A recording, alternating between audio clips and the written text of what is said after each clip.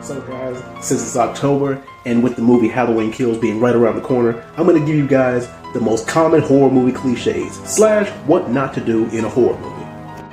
Y'all ever notice that most of these horror movies always take place in these little podunk suburban areas? They never take place in big metro areas and cities. It's always an area like Pleasantville or Amityville or Camp Crystal Lake or Derry, Maine. I mean, the thing is, the most non-threatening cities are the ones that have the most murders in horror movies. If you and a group of friends go to some ancient burial ground or to some abandoned house, don't take anything from there, especially some kind of ancient artifact, because you will wake up and disturb the spirit and wonder why your ass is getting haunted.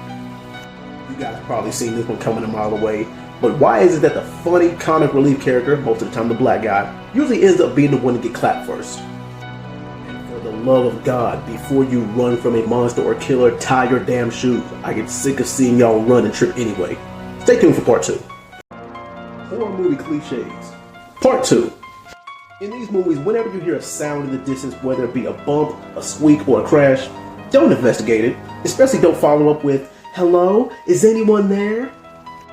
In a lot of these possession movies like The Conjuring and The Omen, why is it always these little young white kids that get possessed? There's never any kids of color that get possessed. Well, I know why, because a lot of them get the spirit beat out of them.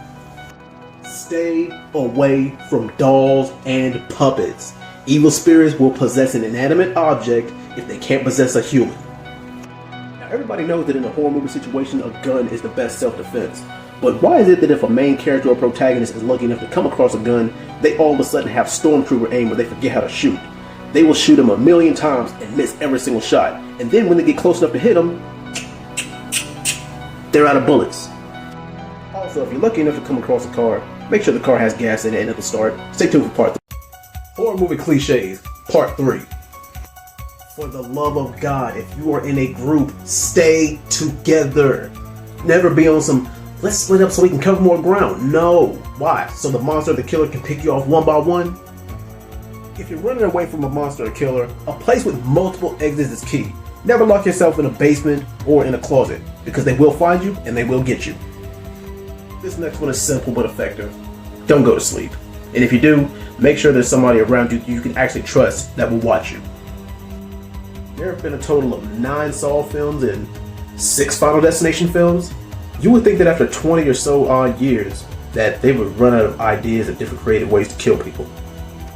In a horror movie, if you're under the age of 21, don't partake in drinking, smoking, and premarital sex. Especially if you're a female. And last but not least, make sure that one of you guys had a cell phone that actually works. I know I left out a few, but which ones have I left out?